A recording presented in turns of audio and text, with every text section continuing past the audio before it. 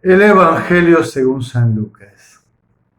Al fin, después de aquellas introducciones generales, en tres momentos, tres capítulos, podemos comenzar con el Evangelio según San Lucas. Dos notas previas. ¿Por qué arranco por San Lucas? Por una cuestión absolutamente práctica. Comencé a grabar estos videos y abrí este espacio de formación bíblica este año 2025, en el cual rige el ciclo C, donde se lee el Evangelio según San Lucas. Tenemos tres ciclos: el A, dedicado a Mateo; el B, dedicado a Marcos; y el C, dedicado a Lucas, que coincide con este presente año litúrgico. Por eso, prácticamente comencé por allí, para darle ya elementos y herramientas para que durante este año puedan disfrutar mejor del Evangelio según San Lucas.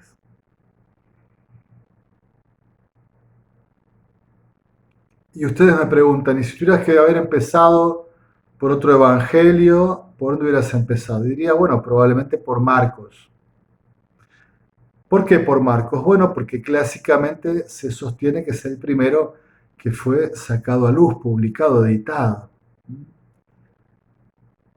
Que luego de Marcos aparecieron Mateo y Lucas, con algunas décadas de diferencia, con Marcos, conociendo ya la obra de Marcos, más otras fuentes de refranes, de sentencias, de dichos, de milagros. Otras fuentes también pueden ser investigación personal de testimonios recopilados, tradiciones de las comunidades con las cuales estaban involucrados los evangelistas. Realmente esta hipótesis de la cuestión sinóptica, que primero es Marcos, que junto a Marcos está la fuente Q, esa famosa fuente de dichos y sentencias, y de ellas dos básicamente luego toman este material y elaboran el propio Mateo y Lucas. Podría decir que hay hipótesis mucho más interesantes, más complejas, que a mí personalmente me parecen más atinadas, pero son muy complejas, porque van distinguiendo como varias etapas. Entonces, un primer Marcos, un primer Mateo, un primer Lucas, una segunda etapa de elaboración, tercera, y cómo se van entrecruzando esos textos hasta que cada uno sale a la luz ya publicado.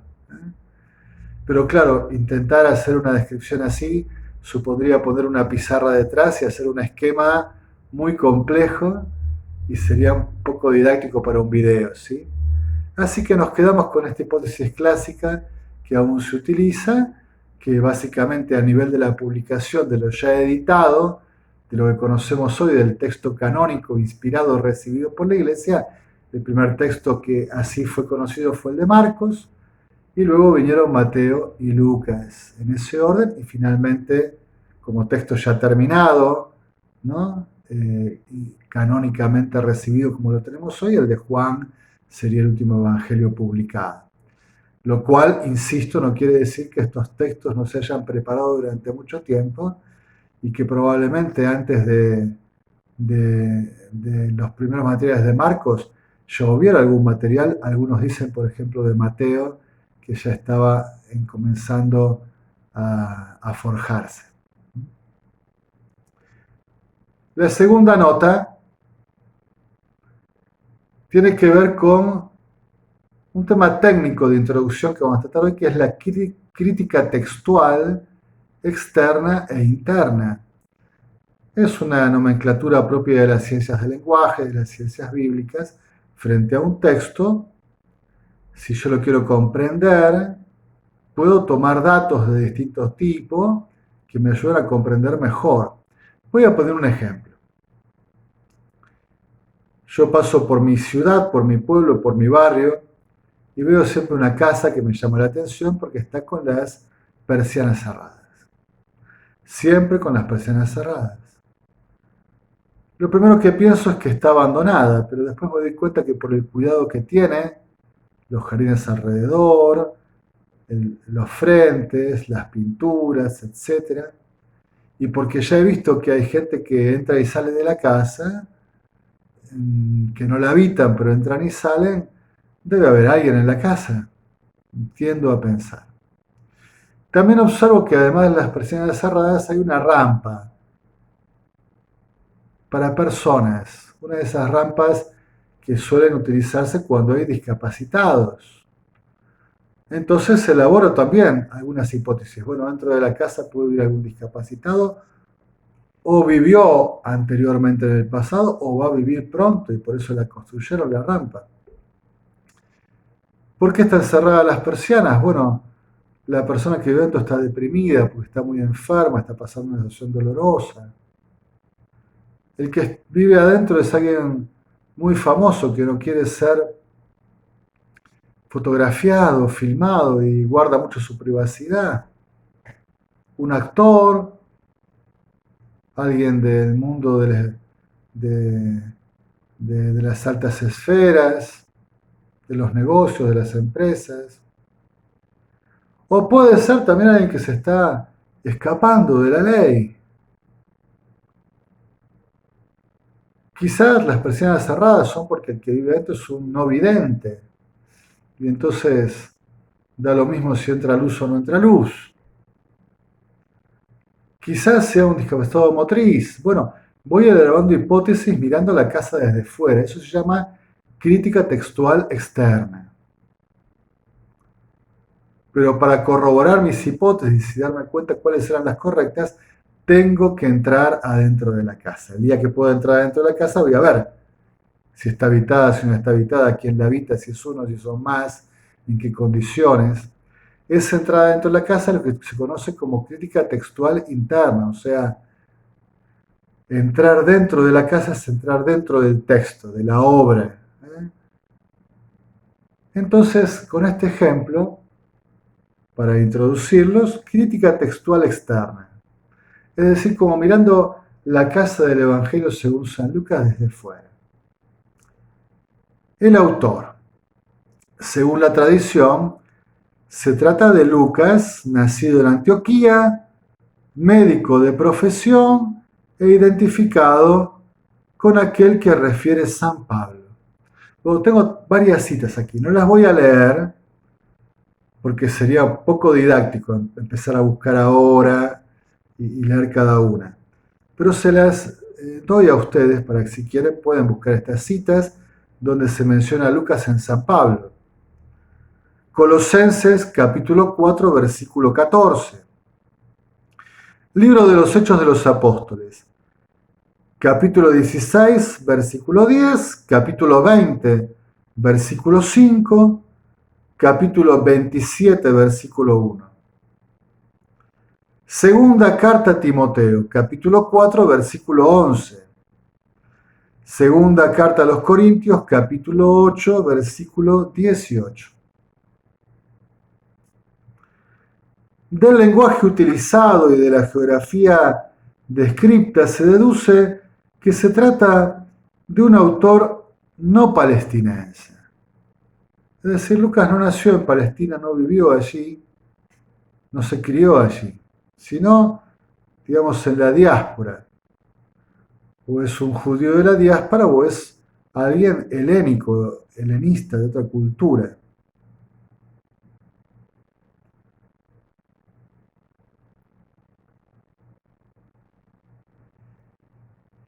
Un helenista culto, muy probablemente antioqueno, como decíamos, ¿no?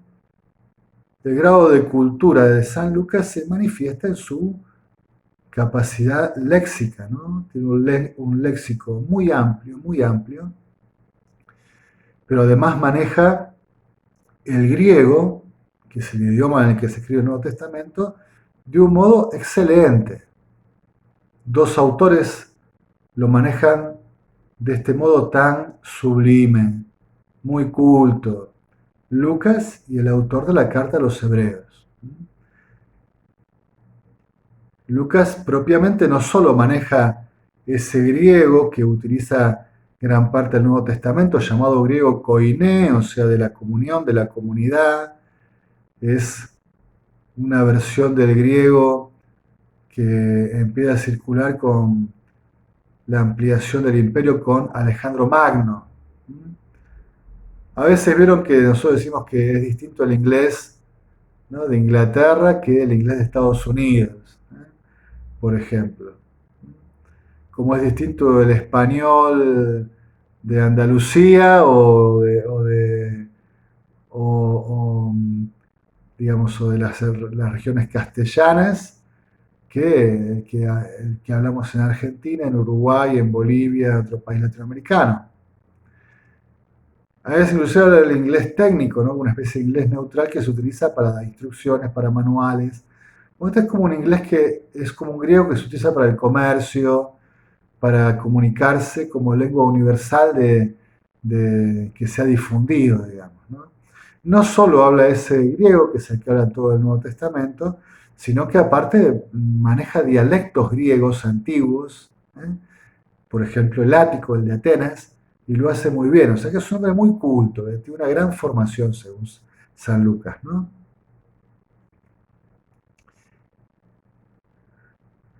Sin embargo, la temática del texto refleja, según algunos exégetas, según algunos intérpretes, estudiosos de la escritura, la situación vital de fines del siglo I. Fines del siglo I. La hipótesis más habitual es pensar que el Evangelio de Lucas fue conocido, editado, publicado, se da a luz hacia la década del 90 del primer siglo cristiano. Finales entonces del siglo I.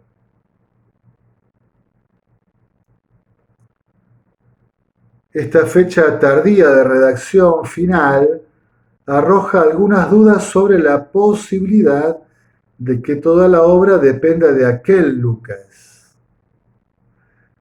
Explico. Fecha tardía de redacción final. A ver, piensen ustedes que la Pascua de Jesús, no vamos a hacer la explicación, pero básicamente habría que fechar la Pascua en el año 30, ¿sí?, después de Cristo. Hacia el año 30, digamos, es la Pascua, hacia el 36 o 37 el martirio de Esteban, por ejemplo, entre el 49 y el 51, las primeras misiones y escritos de San Pablo. O sea que de la Pascua hasta el 90 han pasado 60 años. Y desde aquel Pablo que camina con Lucas hacia los 50, han pasado 40 años. Lucas ya es un hombre grande, para la época que no era tan longeva la vida, es bastante añoso, digamos, ¿no?, probablemente. Por eso se dice que probablemente mucho del material de Lucas dependa de Lucas, y después discípulos de Lucas, de la comunidad, también fueron redactando, completando, llevando a madurez la obra. Es una hipótesis nada más, ¿sí? El redactor final del Evangelio, esta idea es importante, el redactor final quiere decir que, como dijimos, ¿no?, hay un proceso de composición. Hubo tradiciones orales, testigos, los apóstoles, esas tradiciones orales contadas en la comunidad, narradas, transmitidas, conservadas, hubo alguien que las recopiló. Hubo materiales por ahí, digamos, el Evangelio según San Lucas que tenemos hoy delante. Quizás hubo un bosquejo anterior que tenía menos capítulos, que hay versículos que ya no están, que versículos fueron incluidos, que hay milagros que no se contaban en aquella primera obra y después se introdujeron. Hubo un proceso también de elaboración de la obra escrita, ¿sí? El redactor final significa el último que dejó el Evangelio escribiendo como lo tenemos hoy. Eso significa, ¿no? Entonces hay alguna hipótesis que ese redactor final de Lucas, si no es el mismo evangelista Lucas, puede ser otro cristiano discípulo de la comunidad de la segunda generación. Una vez no solo la generación de los apóstoles, sino la segunda generación cristiana, que sea un autor que, que haya completado, terminado, redactado, presentado el Evangelio como lo conocemos hoy. Pero toda la tradición contenida en el mismo se entroncaría en San Lucas y en la predicación de San Pablo. Nosotros siempre sostenemos que los evangelios y los textos del Nuevo Testamento tienen origen y autoridad apostólica, ¿sí? Por eso son importantes para nosotros y los reconocemos como inspirados, porque son los apóstoles sus autores. Lo cual no quiere decir que materialmente Pedro se pusiese a escribir toda la carta de Pedro, pero usó un secretario, dictó una parte, ¿no? Lo cual no quiere decir que algún discípulo de Pedro con el tiempo hizo algún retoque, cambió alguna frase de lugar, agregó algo en la misma escuela, ¿no? En la misma tradición de Pedro. Así con Lucas, digamos, ¿no? Es posible que toda la obra sea enteramente de él, como es posible que algún discípulo de Lucas también haya intervenido para cerrar la obra como la conocemos hoy. Pero también nos damos cuenta que la tradición, la fuente de tradición es el mismo Lucas y que Lucas evidentemente se está apoyando en la predicación, aparte de los testigos, que va buscando, que va investigando en la tradición paulina. ¿eh? San Pablo con quien comparte misión, viajes, experiencias. Fecha y lugar de composición. Ciertamente es un evangelio que ofrece dificultades a la hora de delimitar una fecha y lugar probable de redacción.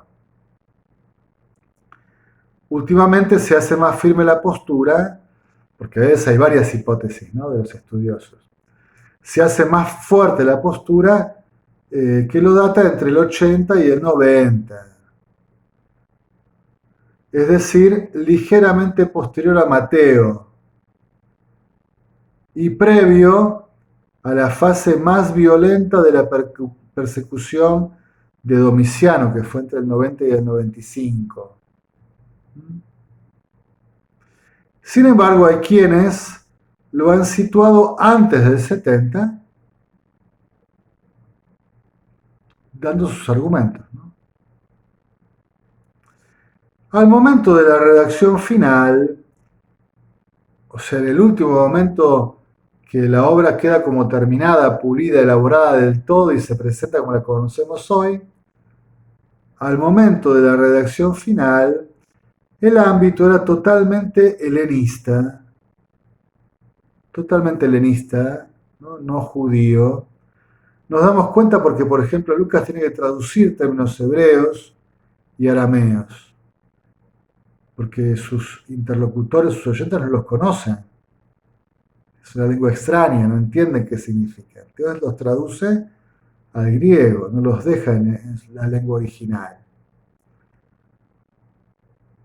O los conserva, pero tiene que explicarlos. Pone la palabra hebreo, la palabra arameo, pero tiene que explicar qué es, porque los demás no conocen esa palabra en otro idioma. O simplemente los omite. Por ahí otro evangelista los coloca, Mateo y Lucas, al narrar el mismo hecho, omite el nombre hebreo de la tradición, de lo que fuese, ¿no? La provincia de Acaya quizás se hipotiza como lugar de composición y destinatario, quizás Corinto. Los padres de la iglesia, los cristianos de los primeros siglos, y este concretamente es San Ireneo de León, que está ahí en las primeras generaciones cristianas. La tradición dice que Juan el Evangelista educó a Policarpo y Policarpo a Ireneo, o sea que Ireneo está ahí sería como un nieto de Juan, por así decirlo, espiritualmente. Ireneo atestigua que fue escrito en la isla de Eubea, una isla antigua.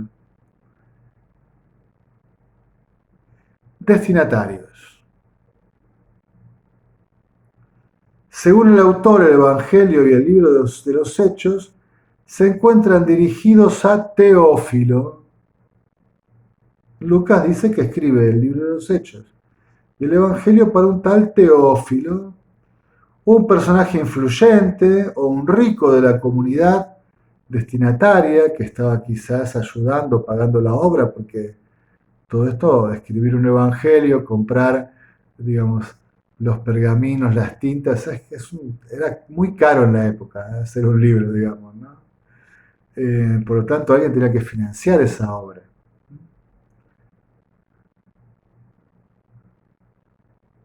Entonces, podría ser alguno de estos. Claro, el nombre es un poco significativo. Teófilo significa amigo de Dios.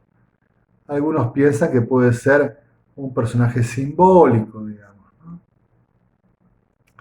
Pero es claro que se escribe para una comunidad helenista, ¿eh? Pagana, gentil, no judía, cuyo núcleo original quizá fue judío, pero que muy rápidamente se plegó al concepto universalista amplio propiciado por San Pablo. Evidentemente estamos diciendo que Lucas colabora con San Pablo, que Lucas toma de la tradición paulina de la predicación del apóstol gran parte de su material, de su óptica teológica, de su fe en Jesucristo, y si está caminando con él, evidentemente son las comunidades paulinas, surgidas de la diáspora, muchas veces los judíos que vivían fuera de Palestina, pero que rápidamente se helenizan, entran en la cultura griega, al mismo tiempo reciben paganos, no griegos no judíos, perdón, que se convierten gracias a la comunidad y que rápidamente es una comunidad, digamos, que no es de estilo judío, palestinense, sino una comunidad de la gentilidad, con cierta policromía, cierta heterogeneidad, de gente de varios lugares, de distintos lugares, porque algunas de esas ciudades son muy populosas, muy comerciales, tienen puertos, bueno, esos son lugares donde circula mucha gente, ¿no? Venida de muchos lados y que va rumbo a muchos lados, ¿no?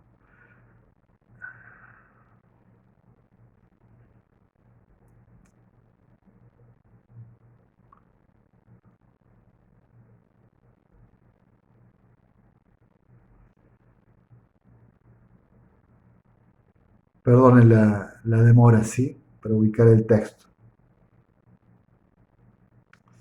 Una comunidad helenista, en el sentido amplio de las comunidades de San Pablo, la iglesia más citada por los hechos es la de Éfeso.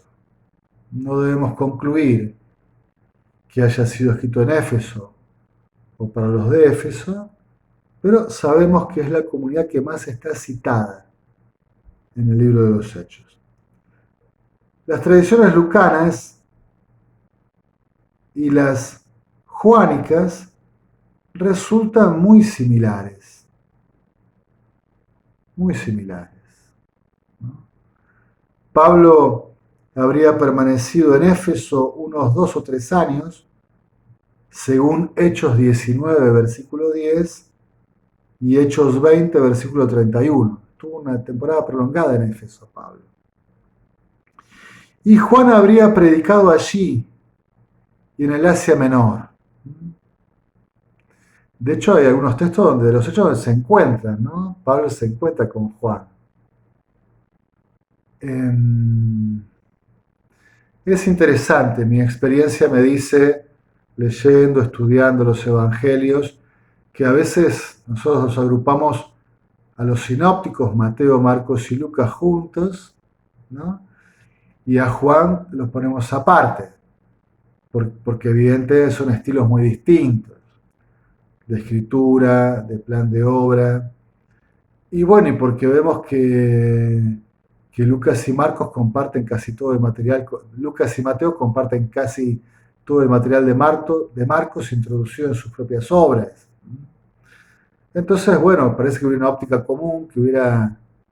Pero sin embargo, al estudiar a Lucas nos damos cuenta que hay otra tradición aquí, digamos, ¿no? Más cercana a la tradición paulina, mientras que Mateo y Marcos están más cercanos a otras tradiciones, y quizás muy cercana a Juan. De hecho, digamos, hay un montón de terminología que usan los escritos paulinos y los escritos juánicos que son bastante intercambiables, digamos, ¿no? O sea, una mentalidad, una teología que se ve que es propia de un lugar, de una región. Esta región probablemente del Asia Menor, Éfeso.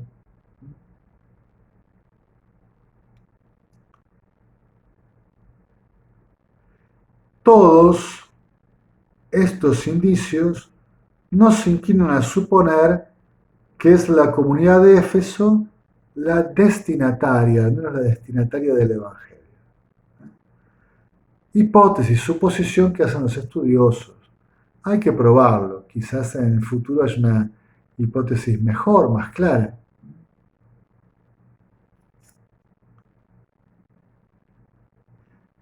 Vamos a dejar aquí por hoy.